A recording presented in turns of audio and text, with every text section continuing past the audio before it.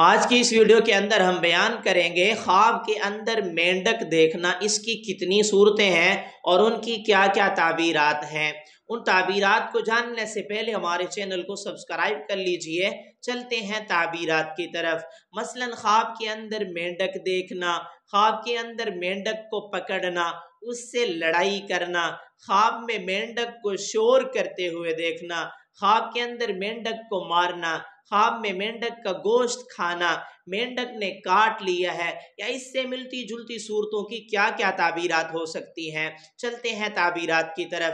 حضرت علامہ ابن سیرین رحمۃ اللہ علیہ فرماتے ہیں خواب میں مینڈک دیکھنا کسی نیک آدمی کو دیکھنا ہے، یعنی نیک آدمی سے مالی فائدہ بھی حاصل ہوگا اور علمی فائدہ حاصل ہونے کی طرف بھی اشارہ ہے۔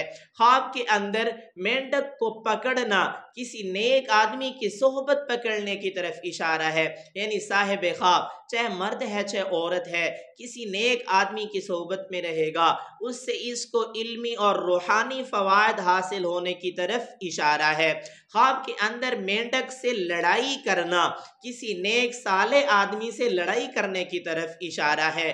خواب کے اندر مینڈک جمع ہوتے ہوئے دیکھنا، خواب میں مینڈک کو شور کرتے ہوئے دیکھنا اچھا نہیں ہے۔ جس جگہ مینڈک شور کر رہے ہیں اس جگہ کوئی آفت آئے گی، اس لیے اس صورت کے اندر صاحب خواب کو توبہ بھی کرنی چاہیے اور صدقہ بھی کرنا چاہیے۔ خواب کے اندر مینڈک کو مارنا اور اس کا گوشت کھانا کسی نیک صالح، کسی بزرگ آدمی کے مال سے مالی فائدہ حاصل ہونے کی طرف اشارہ ہے۔